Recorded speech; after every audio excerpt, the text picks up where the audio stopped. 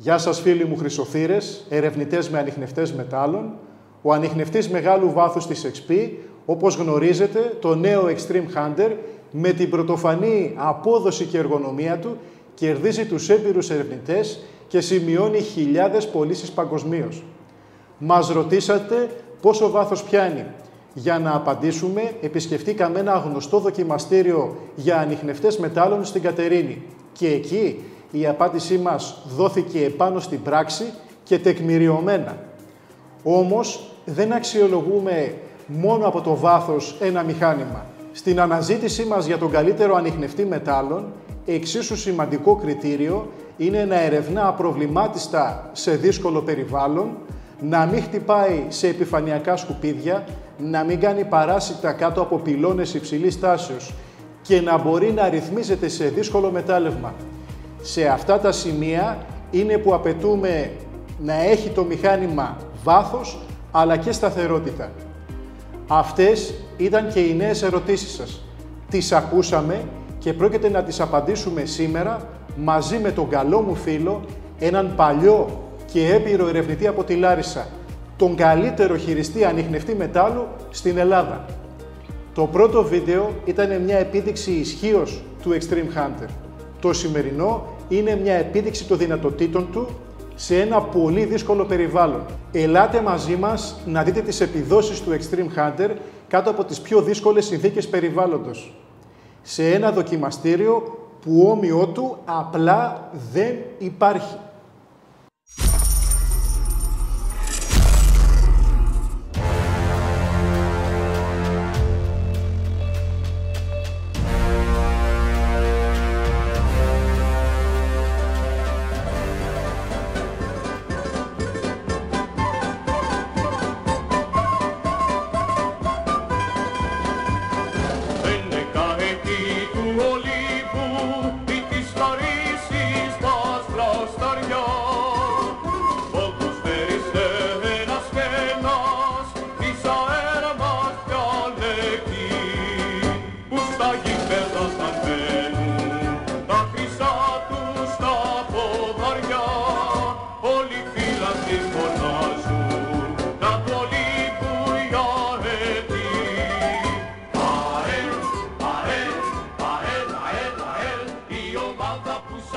Γεια σου φίλε μου. Καλώς ήρθες στα μέρη μας εγώ μια φορά, στην όμορφη Λάρισα. Καλώς σας βρήκα.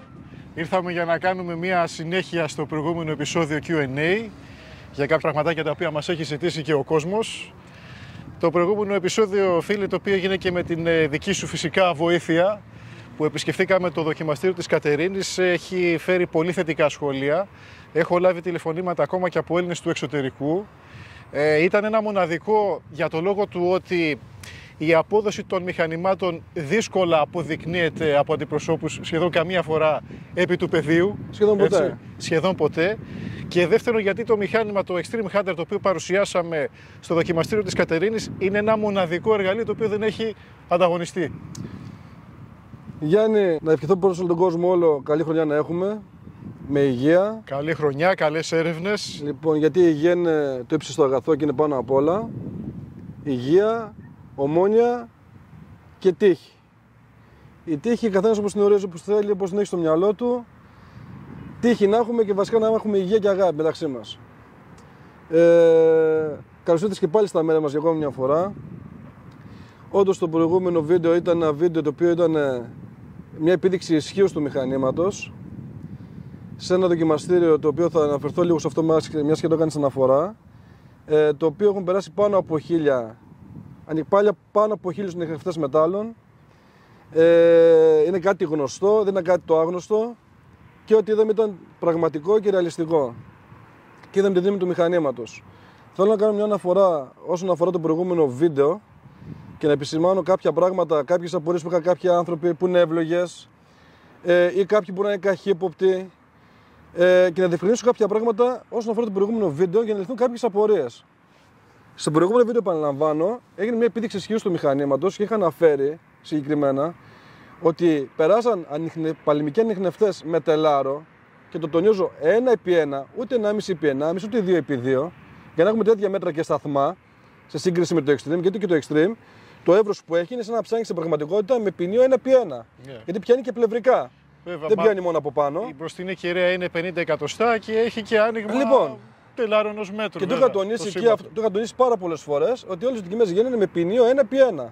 Ούτε με 1,5x1,5 ούτε επί 2x2. Που αναφέραν κάποιοι, το έχω για πρωινό με το δικό μου το μηχάνημα, το έχω και μεσημεριανό άλλος και ούτω καθεξής. Το θέμα ήταν να έχουμε το ίδιο μέτρο σύγκρισης και είδαμε πού σταματήσαν τα υπόλοιπα και πού πήγε το Extreme. Όσον αφορά για τους άλλους πολεμικούς ανιχνευτές. Και ένα άλλο πάλι κομμάτι που κάνανε αναφορές κάποιοι που διάβασα. Λέει τώρα ο άλλος δεν είναι παλαιμικός ανιχνευτής, είναι η VLF. Και ρωτάω τώρα εγώ, τον κατασκεύασες εσύ και έχεις άποψη και γνώση και τεχνογνωσία, πάνω σε ποια βάση το λες αυτό ότι είναι παλαιμικός τέτοιο? Και στη τελική να πω και κάτι. Εγώ σαν αγοραστής ή σαν ερευνητής, με ενδιαφέρει αν είναι παλαιμικός, αν είναι VLF. Ας ενδιαφέρει η απόδοση.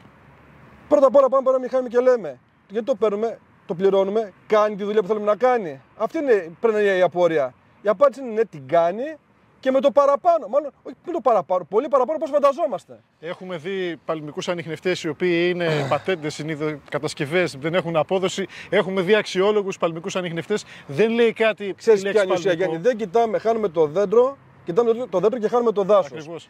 Η ουσία μας διαφέρει εμάς. Τι με ενδιαφέρει εμένα αν είναι παλαιμικός, αν είναι VLF, αν είναι με αέρα κοπανιστό? Εμένα με ενδιαφέρει αυτό που πληρώνω να κάνει τη δουλειά την οποία το πληρώνω. Ακριβώς. Την κάνει τη δουλειά, είναι η ερώτηση. Αυτή πρέπει να είναι η απορία. Ναι, την κάνει, ξαναπαναλαμβάνω, και πολύ παραπάνω από αυτά που γνωρίζω μέχρι τώρα. Λοιπόν, και η δεύτερη ερώτηση που πρέπει να κάνει κάποιος, αξίζει τα λεφτά το μηχάνημα? Η απάντηση είναι ναι, τα αξίζει και πολύ παραπάνω. Θα μπορούσε κάλλιστα αυτό το μηχάνημα να πωλείται σε 5πλάσια και ίσως και 10πλάσια τιμή και πάλι να κάνει πωλήσεις. Αυτά είναι τα θέματα.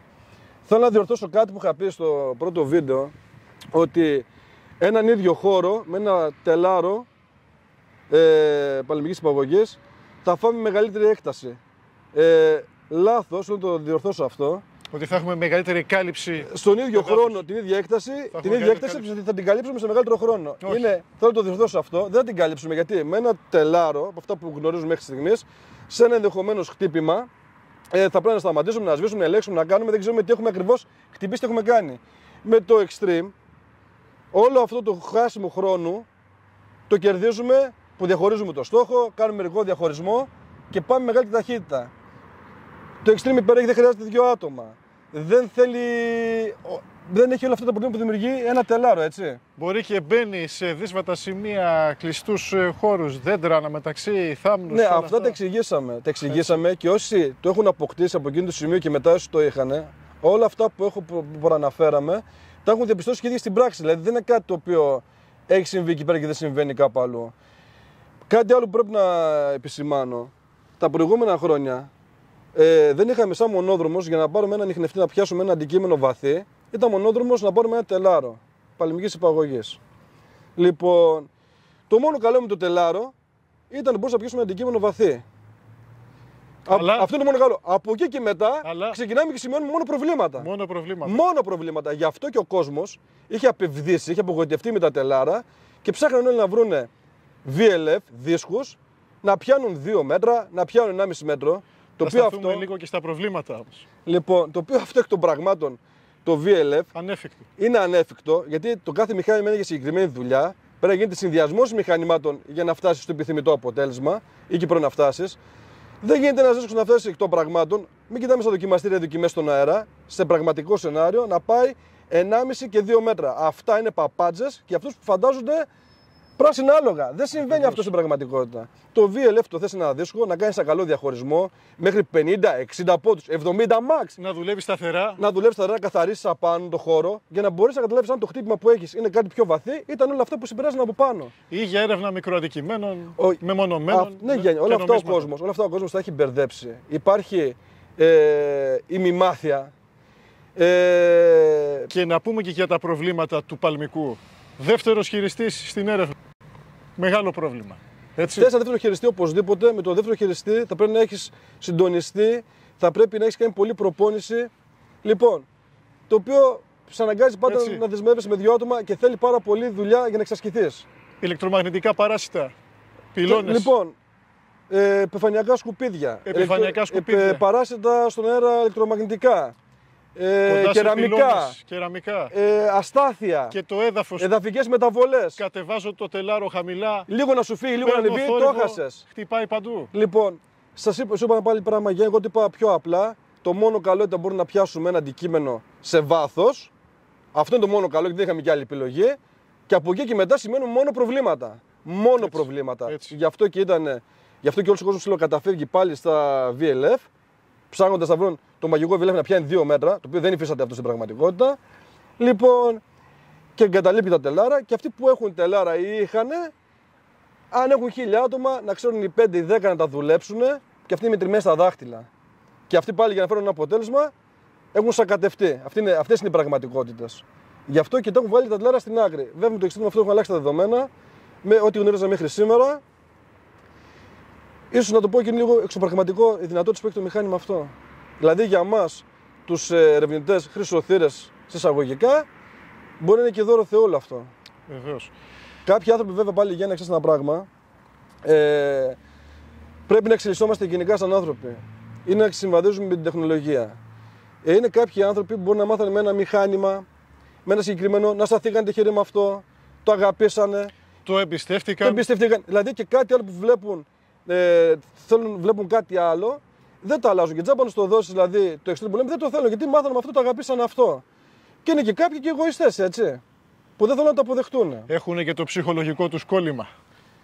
Εντάξει, το καθένα τι κολλήματα μπορεί να έχει, είναι σχετικό. Ακριβώς. Αλλά δεν λέμε ότι δεν υπάρχουν άλλα καλά μηχανήματα από άλλες εταιρείες. Γιατί κάθε εταιρεία, να είμαστε και την γυμνική, έχει από ένα διαμαντάκι, έτσι. Αλλά πάντα ο εχθρός του καλού είναι το καλύτερο. Και δεν μιλάμε για το απλά λίγο καλύτερο. Μιλάμε για το μέγιστο. Αυτό κοιτάμε γιατί και η τεχνολογία προχωράει, εξελίσσεται και πάντοτε κοιτάμε για το καλύτερο, βέβαια.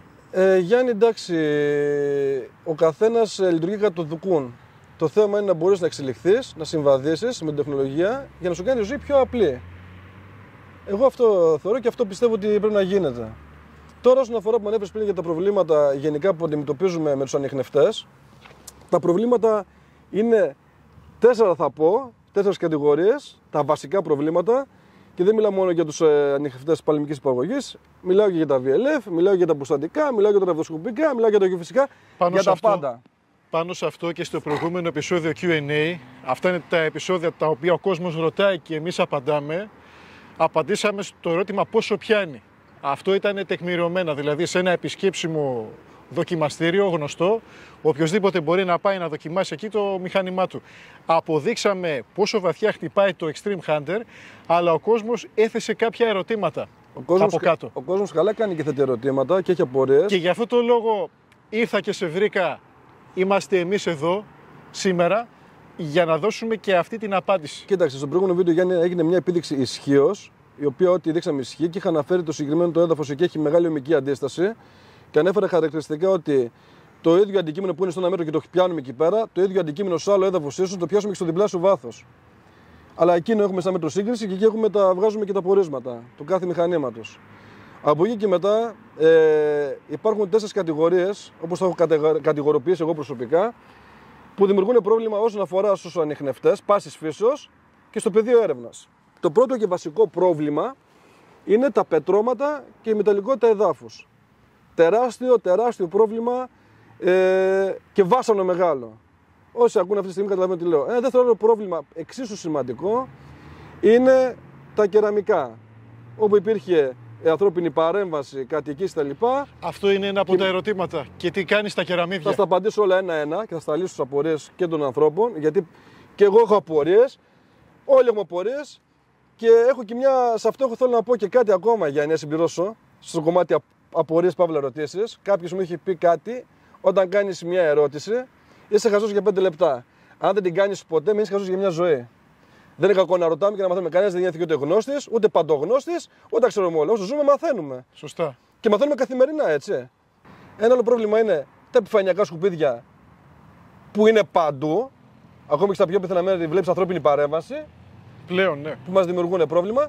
Και ένα άλλο πάλι πρόβλημα τεράστιο είναι εξωτερικές παρεμβολές, είτε προέρχονται από σταθμούς κινητής τηλεφωνίας, είτε προέρχονται από κάποια ραντάρ, ηλεκτρομαγνητικά παράσιτα, είτε ηλεκτρομαγνητικά πεδία που προέρχονται από δίκτυο διανομής μέσης τάσης, υψηλής τάσης, Και το μέγα πρόβλημα σε αυτό που ανέφερα, μπορούμε να αναλύσουμε ένα ξεχωριστά, είναι η υψηλή τάση.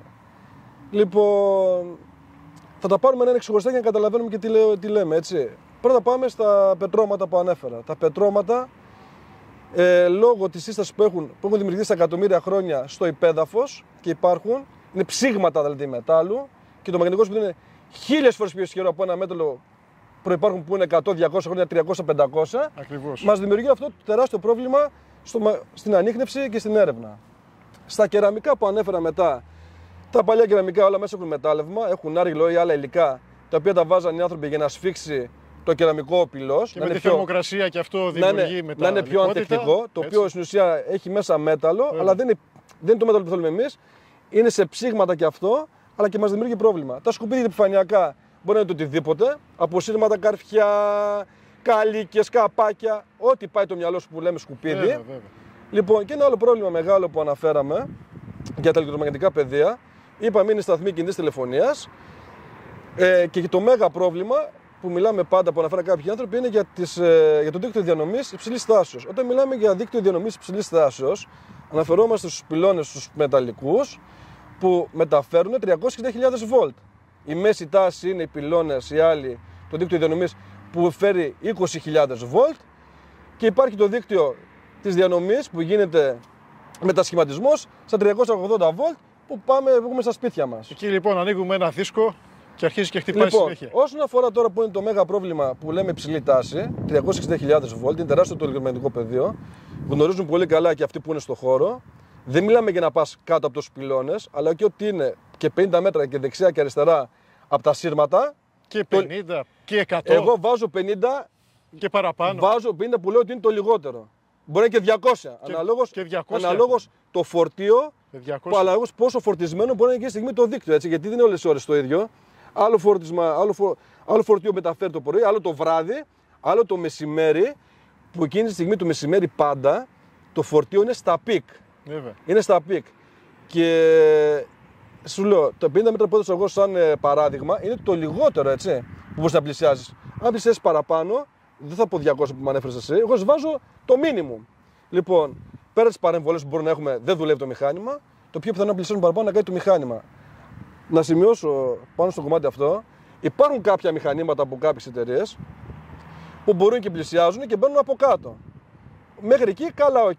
Αυτό είναι και το ερώτημα το άλλο. Το θέμα είναι ποιο όμως. Είναι κατά πόσο το Extreme Hunter μπορεί να δουλέψει κάτω από τον πυλώνα. Πλησιάζουν και μπαίνουν από κάτω. Ή μπορεί να έρθουν σιγά σιγά να πλησιάσουν και να μπουν. Και αυτό πρόκειται να το απαντήσουμε σήμερα. Θα απαντηθούν σήμερα θα απαντηθούν όλα τα ερωτήματα με πλήρη διευκρίνηση. Λοιπόν, το θέμα είναι ποιο. Ναι, δεν μπορούν να μπουν από κάτω κάποια συγκεκριμένα μηχανήματα. Συγκεκριμένα, αυτά μετρημένα στα δάχτυλα, αλλά σίγουρα θα χάσουμε μεγάλη απόδοση στο βάθος. Τεράστια απόδοση. Το σημερινό βίντεο, Γιάννη, που θα δείξουμε στον κόσμο θα είναι μια επίδειξη δυνατοτήτων. Σε κάποιο πολύ δύσκολο πεδίο. Η επίδειξη δυνατοτήτων αυτή που θα δούνε, δεν νομίζω να υπάρχει άλλο μηχάνημα σε παγκόσμιο επίπεδο που να δουλεύει. Εγώ προσωπικά που το έχω δοκιμάσει και το έχω δει με τα μάτια μου και εγώ δεν μπορώ να το διανοηθώ και να το πιστέψω. Δεν μπορώ να το διανοηθώ και να πιστέψω όλο αυτό που συμβαίνει και γίνεται. Στο πρώτο βίντεο κάνει μια επίδειξη ισχύως, σε αυτό θα γίνει μια επίδειξη δυνατοτήτων. Τι εννοώ θα γίνει επίδειξη δυνατοτήτων? Η επίδειξη αυτή δεν θα έχει προηγούμενο. Δεν υπάρχει άλλο μηχάνημα ή δεν έχω συναντήσει εγώ. Μπορεί και να υπάρχει, αλλά μην το ξέρουμε. Αλλά εγώ μέχρι στιγμής, τόσα χρόνια πάνω στον χώρο, δεν έχω συναντήσει. Το δοκιμαστήριο που θα πάμε να επισκεφτούμε, θα κινηθούμε στην ορεινή Θεσσαλία και έχει ως εξής, και δώστε πολύ προσοχή γιατί πιο δυνατό crash test από αυτό δεν υπάρχει, Γιάννη. Δεν υπάρχει. Είναι το ακατόρθωτο. Και πώς έχει κατάσταση? Στον χώρο που θα πάμε, πρώτα απ' όλα θα πάμε σε βουνό. Το βουνό που θα πάμε είναι full στο μετάλλευμα. Είναι κόκκινα χώματα, για όσοι καταλαβαίνουν, κόκκινα χώματα και ασπροχώματα είναι τα πιο δύσκολα, ειδικά τα κόκκινα χώματα που είναι πυλόχωμα στην ουσία. Είναι full στο μετάλλευμα, full στα πετρώματα. Γύρω θα είμαστε κάτω από ψηλή τάση. Θα είμαστε σε κολόνες, σε δίκτυο διανομής υψηλής τάσης 360.000 βολτ και θα ανάψουμε το μηχάνημα από κάτω από τα καλώδια ακριβώς. Θα μπω μέσα στον πυλώνα και θα ανάψω το μηχάνημα. Γύρω μας από το δίκτυο διανομής, αυτό που σου λέω, την υψηλή τάση, υπάρχουν 3 σταθμοί κινητής τηλεφωνίας τεράστιοι. Γίνεται χαμός από παρεμβολές, από ηλεκτρομαγνητικό πεδίο και παρεμβολές. Στο χώρο έχουν μπει πριν από 20 χρόνια, βάλαμε κάποια κιούπια. Και γιατί αναφέρουμε κιούπια? Είχα αναφέρει και στο πρώτο βίντεο ότι τα κιούπια είναι οι πιο δύσκολοι στόχοι που μπορούν να ανιχνευτούν. Ενώ τα παλιά κιούπια, έτσι. Συμφωνώ. Είναι τόσο δύσκολο να ανιχνευτούν που μπορεί να έχει ένα κιούπι στους 30 πόντους, στους 50 πόντους. Αν είναι σφραγισμένο, δεν έχει ραγίσει, δεν έχει σπάσει. Απολύτως. Δεν τον πιάνει κανένα μηχάνημα που να το πω λέγα, να χτυπάνε τον κόλλο του από κάτω. Λόγω του κεραμικού. Δεν το πιάνει κανένα μηχάνημα. Για 30 και 40 και 50 πόντους μιλάμε τώρα, έτσι. Εκεί πέρα στο δοκιμαστήριο αυτό έχουν μπει πριν από 20 χρόνια. 3 στόχοι. Και πόσο έχουν? Είναι στους 80 πόντους ένα κιούπι. Δείχνω το χέρι μου όσο είναι εδώ πέρα μια μπαλίτσα. Όσο είναι εδώ πέρα μια μπάλα. Να το δείξω εδώ πέρα, έτσι. Αυτό είναι το κιούπι. Είναι σφραγισμένο, είναι παλιό κιούπι. Σε αυτά που έχουμε τα προβλήματα. Είναι σφραγισμένο και είναι στους 80 πόντους. Με χαλκό μέσα. Εντάξει. Είναι το ίδιο πάλι μέγεθος κιούπια, 2 στο 1,60. Όλα αυτά κάτω από ψηλή τάση. Ανυπομονώ. Πρόσεξε τώρα, θα σου πω. Υπάρχει και ακόμη και ένα κιούπι, το οποίο είναι μέσα σε μια μαρμάρινη κρύπτη, 50x50 με 10 εκατοστά πάγος μάρμαρο. Η πλάκα του είναι στους 70 πόντους και το κιούπι είναι στο 1,20. Σφραγισμένη κρύπτη μάρμαρο, σφραγισμένο το κιούπι μέσα στην κρύπτη. Με χαλκό. Μέχρι εκεί τα πάμε καλά. Αυτά πρόσεξε στόχοι που σου λέω είναι αδιανόητο και ασύλληπτο να βρεθούν, να ανιχνευτούν, έτσι. Πέρα από αυτό δεν λένε και όμως το κραστές, γιατί κάποιοι ρωτήσανε για κεραμικά και για τέτοια πράγματα. Καταλαβαίνετε ότι δεν μπορεί να γίνει βίντεο σε χώρο με τέτοια κεραμικά για τους ευνόητους λόγους. Μην τα αναλύσουμε παραπάνω αυτό το κομμάτι. Βέβαια. Αλλά τι θα σας πω όμως, τι έχει γίνει? Έχει γίνει πριν από 20 χρόνια, σωστά. Από πάνω έχουν πέσει πάρα πολλά σκουπίδια. Χαλκάκια, μολυβάκια, αλουμινάκια, πάρα πολλά. Τα οποία με τα χρόνια, επειδή καλυφθήκαμε το χώμα, αυτά τα σκουπίδια φαίνονται. Και για να το κάνω ακόμα το σενάριο πιο ρεαλιστικό, Τι έκανες? για να είναι οφθαλμοφανή, Ναι. έχω ρίξει πάνω από τους στόχους και θα δείτε την καλοκοπάει ο τόπος, 3 κουτιά μπετό καρφά, τσαλόκαρφα. Τι λες τώρα? Το μέγεθος, το κάθε καρφί είναι στους 6-7 πόντους. Είναι γεμάτος ο τόπος. Που σημαίνει εκεί, όχι δεν μπορεί να δουλέψει μηχάνημα, θα το δείτε και στην πράξη. Έχω κάνει το πιο δύσκολο κράστες που δεν θα μπορούσε να γίνει. Πού θα κάνει εκεί πέρα το extreme? Θα δείτε ότι θα κάνουμε το μηχάνημα, θα το κανάψουμε κάτω από τις κολόνες. Θα παραβλέψει όλα αυτά που σας λέω, ηλεκτρομαγνητικά πεδία, σκουπίδια που γίνεται της πόπης, τόσο μολυσμένο μέρος δεν μπορείς να βρεις τη φύση εύκολα. Αυτό το κάνουμε εμείς με τεχνητό τρόπο που τα ρίξαμε και το κάναμε σκουπιδότοπο, λες και μηχανουργείο. Λοιπόν, και όλα αυτά το extreme θα τα απορρίψει και θα πάρει μόνο τους στόχους που είναι στα βάθη που σας προανέφερα και τους συγκεκριμένους στόχους που είναι κάτι για ένα αδιανόητο. Αυτό έγινε πριν 20 χρόνια, το είχα κάνει με ένα φίλο μου. Συγχωρέθηκε, έφυγε από τη ζωή, αλλά μου είχε πει τότε κάτι, επειδή ήταν παλιός ερευνητής και πολύ καλός πάνω σε αυτό. Αν ποτέ βρεθεί ανιχνευτής να μπορέσει να ανιχνεύσει αυτούς τους στόχους, τότε θα αρχίσουν να βγαίνουν δουλειές. Δυστυχώς σήμερα λείπει από κοντά μας. Αν το έβλεπα αυτό, πραγματικά θα συγκινιόταν με όλο αυτό. Θα έμεινε κατάπληκτος. Να το έβλεπε, το ζούσε. Θα μας βλέπει από εκεί ψηλά που είναι. Και πιστεύω θα χαρεί με όλο αυτό που θα δει. Θα χαρεί η ψυχή του. Μα και εγώ σαν αντιπρόσωπος αυτού του εργαλείου πραγματικά θέλω να το δω αυτό. Κοίτα Γιάννη, εγώ στο είχα περιγράψει. Δεν ήθελα να το κάνουμε, η αλήθεια είναι αυτό το συγκεκριμένο, γιατί μπορεί να φανεί εξωπραγματικό ή μπορεί να φανεί πολύ τραβηγμένο. Αλλά επειδή ο κόσμος, εγώ σκέφτομαι πάντα ως αγοραστής, ως απλός άνθρωπος, ότι μοχθώ για να βγάλω το εισόδημά μου, ότι από τα δουλευμένο αυτά τα λίγα, γιατί έχουν αλλάξει τα δεδομένα της εποχής, μαζεύω 2 δραχμούλες, να πάω να πάρω ένα πραγματάκι, πιστεύουμε όλοι σε ένα όνειρο. Εντάξει. Σκέφτομαι τον μέσο άνθρωπο, τον απλό άνθρωπο, ναι, που αγωνίζεται να πραγματοποιήσει τα όνειρά του. Και επειδή πολλοί άνθρωποι έχουν απορίες, δεν γνωρίζουν. Έχουν αγοράσει λάθος εξοπλισμό. Λοιπόν, δεν γνωρίζουν. Τους έχουν κοροϊδέψει. Υπάρχει πολύ παραπληροφόρηση, μημάθεια, κοροϊδία. Εγώ επειδή σκέφτομαι αυτούς τους ανθρώπους, θέλω να τους προφυλάξω και θα ήθελα με κάποιο τρόπο να τους ανοίξω τα μάτια, να σου το πω έτσι απλά. Λοιπόν Γιάννη, θα ήθελα να πω κάτι πρωτού πάμε στο χώρο του δοκιμαστηρίου, το συγκεκριμένο, ότι ό,τι δείχνουμε ό,τι λέμε και ό,τι πρόκειται να δείξουμε είναι αληθή. Αυτό είναι και το επιθυμητό και αυτό θέλουμε. Λοιπόν, δεν πρόκειται ούτε για οπτικό τρίκ, ούτε για οφθαλμαπάτη, που σημαίνει τι αυτό? Ότι αυτά που λέμε και ότι μπορεί να κάνει το μηχάνημα και συμβαίνουν, σημαίνει ότι οπουδήποτε αλλού μπορεί να συμπεριφερθεί το ίδιο. Πάντα υπάρχουν βέβαια και εξαιρέσεις στον κανόνα. Εντάξει. Αλλά μέχρι στιγμής δεν μας έχει δείξει κάτι το αντίθετο. Πιάνουμε αυτά τα δεδομένα που έχουμε.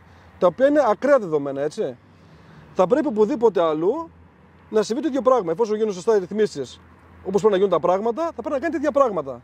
Γιατί Γιάννη, αν δεν τα κάνει οπουδήποτε αλλού, γιατί ό,τι κάνουμε είναι ρεαλιστικό και 100% αληθή, αν δεν τα κάνει, δύο είναι οι περιπτώσεις. Ή εμείς οι δύο αυτή τη στιγμή κοροϊδεύουμε τον κόσμο που συνεπώς είμαστε για μπουνιές, ή το μηχάνημα είναι για πέταμα, είναι για σπάσιμο. Αυτή είναι η πραγματικότητα. Αλλά επειδή όμως ό,τι κάνουμε είναι πραγματικό και ρεαλιστικό, μπορεί να συμβεί και οπουδήποτε αλλού. Και αυτό είναι πολύ σημαντικό και πρέπει να το βάλουν καλά στο μυαλό τους, όσοι το βλέπουν και όσοι το δουν αυτό το βίντεο, και το τονίζουν πραγματικό και ρεαλιστικό. Εάν το μηχάνημα για κάποιο λόγο δεν τα κάνει, ή εμείς κοροϊδεύουμε που δεν συμβαίνει αυτό το πράγμα, ή το μηχάνημα είναι για πέταμα. Αυτό τα έχεις πει όλα. Αυτό πρέπει να το βάλουν στο μυαλό τους, να το κλειδώσουν και να το θυμούνται. Τα έχεις πει όλα. Αυτά, Γιάννη. Θα προχωρήσουμε. Θα πρέπει να κινηθούμε λίγο μακριά, να πάμε στο χώρο του δοκιμαστηρίου. Θα ανεβούμε ορεινά, ψηλά και εκεί πέρα έρχονται εκπλήξεις. Μείνετε μαζί μας γιατί αυτό δεν έχει ξαναγίνει.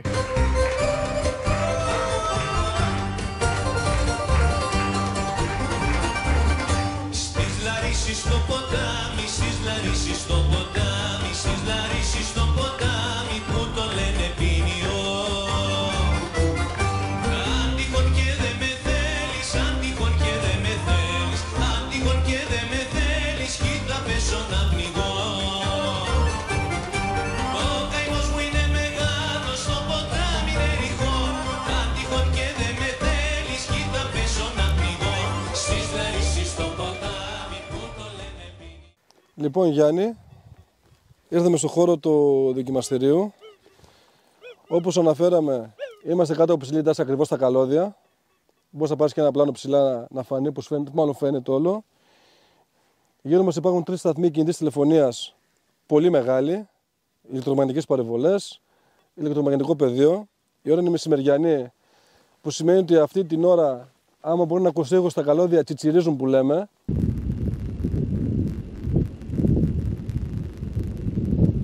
Είναι το δίκτυο full φορτισμένο, είναι full από φορτίο δηλαδή, που σημαίνει ότι έχουμε τεράστιο ηλεκτρομαγνητικό πεδίο.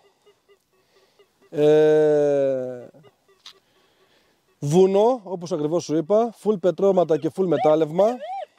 Και τι έχεις ρίξει εδώ κάτω? Λοιπόν, εδώ είναι ο χώρος του δοκιμαστηρίου. Όπως είπαμε και πριν, υπάρχει ένα κιούπι που είναι στον πυλώνα το πρώτο στους στόχους που έχω βάλει με 5 σκόνες να ξεχωρίζουν στους 80 πόντους φραγισμένο με χαλκό. Στο μεσαίο στόχο, στο κέντρο, είναι 2 κιούπια του ίδιου μεγέθους στο 1,60 σφραγισμένα με χαλκό και αυτά. Και στο πρώτο, εδώ πέρα βλέπουμε μπροστά μας, όπως κοιτάμε δηλαδή, είναι κρύπτη μαρμάρινη 50x50, 10 εκατοστά πάχος είναι το μάρμαρο. Η πλάκα είναι στους 70 πόντους και υπάρχει κιούπι μέσα σφραγισμένο με χαλκό, μέσα σε κενό. Λοιπόν, υπήρχαν πάρα πολλά σκουπιδάκια εδώ παραπάνω που τα είχαμε ρίξει για το λόγο του δοκιμαστηρίου, αλλά λόγω που πέρασαν τα χρόνια δεν φαίνονται με το μάτι και για να είναι πιο. Και για να δείξουμε πραγματικά ότι δεν καταλαβαίνει από μικρά πράγματα ή τα απορρίπτει και πάμε μόνο στα μεγάλα, έχω ρίξει 3 κουτιά μπετόκαρφα, ατσαλόκαρφα. Λοιπόν, όπως βλέπεις είναι σαν γυαλίζει ο τόπος όλος. Εντάξει. Και αυτό το έκανα για να είναι όλα ρεαλιστικά και να είναι καθαρά, να υπάρχει διαφάνεια, να μην υπάρχει καμιά απορία. Και κοίτα λίγο, και κάτι ακόμα που θέλω να σου πω, ότι και το ντέος δουλεύει κατά ψηλή τάση, δουλεύει άψογα και δες τώρα τι γίνεται από σκουπίδι.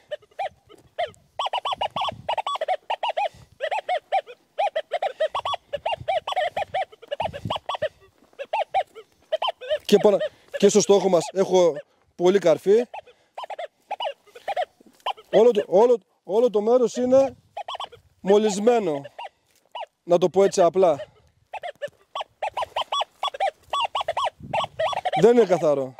Δεν υπάρχει ανιχνευτής να μπορεί να δουλέψει κάτω από αυτές τις συνθήκες.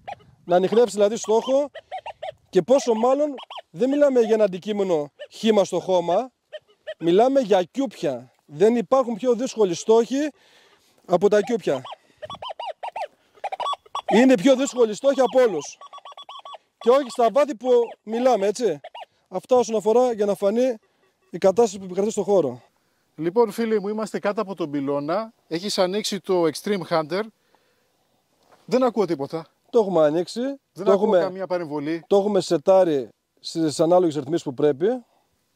Αυτές οι ρυθμίσεις και ο τρόπος, είπαμε να έχει κάποια μυστικά το μηχάνημα. Σε όσους θα αποκτήσουν θα δεθούν και απλόχερα. Όπως είχα πει και στο προηγούμενο βίντεο, Γιάννη. Από ό,τι βλέπουμε ότι κάτω από τις κολόνες δεν υπάρχει καμιά παρεμβολή, δεν υπάρχει κανένα παράσιτο. Είπαμε ότι δεν μπορούμε να πάμε σε χώρο να δείξουμε αν έχει θέμα με τα κεραμικά που είχαν κάποια απορίες για ευνόητους λόγους.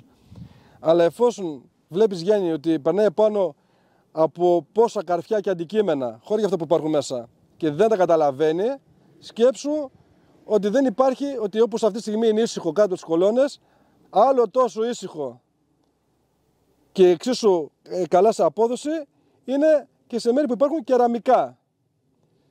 Αυτό είναι επιβεβαιωμένο και τονίζω πάντα και το ξαναλέω ότι ό,τι κάνουμε, ό,τι βλέπουμε αυτή τη στιγμή είναι ρεαλιστικό, είναι πραγματικό και ό,τι συμβαίνει εδώ μπορεί να συμβεί και οπουδήποτε αλλού, εφόσον γίνονται σωστές ρυθμίσεις και δουλευτεί σωστά. Εάν δεν γίνει, το ξανατονίζω, είναι σημαντικό. Δύο είναι τα δεδομένα. Ή εμείς λέμε ψέματα και τους παραμυθιάζουμε τον κόσμο, συνεπώς είμαστε για πολλές μπουνιές, το τονίζω, ή το μηχάνημα είναι για σπάσιμο, για πέταμα. Αλλά επειδή έχουν γίνει πολλές δοκιμές και εδώ να λυθούν όλες οι απορίες, δεν υπάρχει πιο δυνατό crash test, πιο ασύλληπτος στόχος από αυτό που κάνουμε τώρα. Λοιπόν, εδώ μπροστά μας βλέπουμε υπάρχει QP στους 80 πόντους. Παραλαμβάνω. Δεν υπάρχει ανιχνευτής παλμικός, ανιχνευτής γενικά να πιάσει QP σφραγισμένο και ας είναι και στους 50 πόντους, και στους 30 πόντους, και στους 40 πόντους, στους 80 πόντους. Λόγω του παλιού κεραμικού. Λόγω του παλιού κεραμικού ακριβώς, που είναι γεμάτο με χαλκό, σφραγισμένο. Λοιπόν, κάτω από ψηλή τάση, με παρεμβολές, ηλεκτρομαγνητικά πεδία, σκουπίδια επιφανειακά. Και δεν υπάρχει κάτι άλλο που να το κάνουμε δηλαδή. Να προσομοιώσουμε την πραγματικότητα σε ένα δοκιμαστήριο. Λοιπόν, θα περάσουμε πάνω από το αντικείμενο που είναι στους 80 πόντους. Το παίρνει καμπάνα. Επόμενος στόχος, τα καρφιά γυαλίζουν παντού, έτσι. Έξα 3 κουτιά πεντόκαρφα.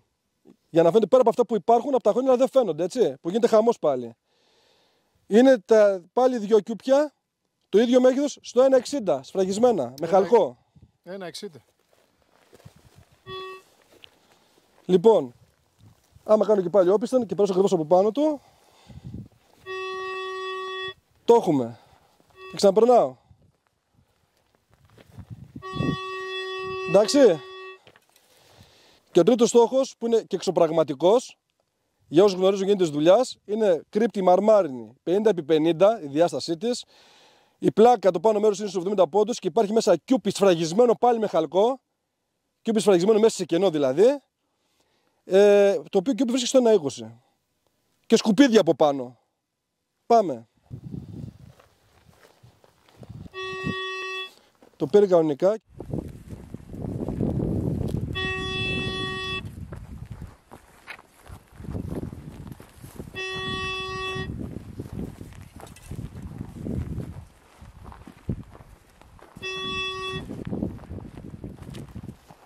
Ωραίο. Φίλε μου, όταν μου το έλεγες, δεν το πίστευα. Εδώ δεν το πίστευα εγώ που το έκανα. Γι' αυτό ήρθα εδώ για να το διαπιστώσω με τα ίδια μου τα μάτια. Ναι. Δεν το πίστευα ότι μπορεί να γίνει αυτό, γιατί ξέρω πως κανένας παλμικός με τελάρο δεν θα μπορεί να παίξει όχι μόνο λόγω των σκουπιδιών, αλλά και λόγω των ηλεκτρομαγνητικών πεδίων. Γιάννη, πραγματικά είναι εξωπραγματικό όλο αυτό που συμβαίνει εδώ πέρα και για το μηχάνημα. Είναι ασύλληπτο. Όχι παλμικός. Εγώ πιστεύω εγώ τουλάχιστον προσωπικά δεν ξέρω ή δεν υπάρχει άλλο συνεχιστή στον κόσμο που να δουλεύει κάτω από τέτοιες συνθήκες και να ανιχνεύει τους συγκεκριμένους στόχους σε συγκεκριμένα βάθη. Είναι κάτι ασύλληπτο, κάτι πρωτόγνωρο, κάτι που δεν θα έχει προηγούμενο. Εγώ θεωρώ, Γιάννη, ότι αν καταλάβουν ο κόσμος τι μηχάνημα είναι αυτό, εγώ θεωρώ ότι μέσα σε 1 με 2 χρόνια θα ξαναυπάρχει τελάρο στην αγορά. Δεν υπάρχει λόγος. Αυτό που κάνει αυτό το μηχάνημα δεν είναι από άλλο πλανήτη. Εγώ αυτό έχω να πω και θα πω και κάτι άλλο ακόμα. Θα το πω λαϊκά, που θα αρέσει σε πάρα πολλούς αυτό που θα πω. Το μηχάνημα γαμάει και δέρνει, τέλος. Αυτό έχω να πω, Γιάννη. Τα είπες όλα. Φίλοι μου, στο σημερινό επεισόδιο Q&A είδαμε ασύλληπτα πράγματα. Φέραμε τον καλύτερο ανιχνευτή μετάλλων, μεγάλου βάθους, τον οποίο μπορείτε να βρείτε στην αγορά, το πιο σύγχρονο μηχάνημα στην κατηγορία του, το Extreme Hunter, σε ένα πεδίο δοκιμών, το οποίο δεν έχει καταφέρει να λειτουργήσει κανένας άλλος αντίστοιχα μεγάλου βάθους παλμικός ανιχνευτής μετάλλων. Με το Extreme Hunter καταφέραμε το ακατόρθωτο. Η απόδοση αυτή είναι ασύλληπτη. Είμαστε εδώ κάτω από μια σειρά πυλώνες, τους οποίους τους ακούμε ότι τσιτσιρίζουν, υψηλής τάσεως. Είμαστε εδώ την ώρα στην οποία το δίκτυο έχει αιχμή, είναι 2 η ώρα το μεσημέρι. Σε αυτό το πεδίο δοκιμών έχουμε στόχους μέσα σε κενό, είναι πιθάρια, είναι παλιά πιθάρια από δύσκολο μετάλλευμα. Και το κερασάκι στην τούρτα θα λέγαμε είναι ότι έχουμε γεμίσει αυτό το χώρο εδώ με ατσαλόκαρφα. Το Extreme Hunter κατάφερε και πέρασε τη δοκιμή, στην οποία όλοι οι άλλοι ανταγωνιστικοί ανιχνευτές του έχουν αποτύχει. Εύκολος χειρισμός στο πιο δύσκολο πεδίο για ανιχνευτή μετάλλων. Και όταν λέω εύκολος χειρισμός, λέω ότι το μόνο που χρειάζεται είναι να πατήσουμε το κουμπάκι εδώ για να κάνουμε reset. Ο μεγαλύτερος εχθρός του ανιχνευτή μετάλλων είναι το έδαφος, είναι το μετάλλευμα, αλλά εξίσου δυνατός είναι και οι ηλεκτρομαγνητικές παρεμβολές. Το Extreme Hunter όλα αυτά έχει καταφέρει με την τεχνολογία του και τα έχει νικήσει. Stories by Kyritsis είναι η λέξη κλειδί. Αν θα πατήσετε επάνω της, θα δείτε όλα τα επεισόδια αυτής της σειράς, όπου εσείς ρωτάτε και εμείς επιλέγουμε τις καλύτερες ερωτήσεις από αυτές και τις απαντάμε μέσα από ένα βίντεο. Stories by Kyritsis και η σειρά Q&A είναι η σειρά η οποία σας μεταδίδει γνώση για τον χειρισμό και την τεχνολογία των ανιχνευτών μετάλλων. Ευχαριστώ για άλλη μια φορά που μείνατε μαζί μας στη δοκιμή με το Extreme Hunter. Θέλω να ακούσω τις ερωτήσεις σας. Να είστε πάντα καλά. Ευχαριστούμε.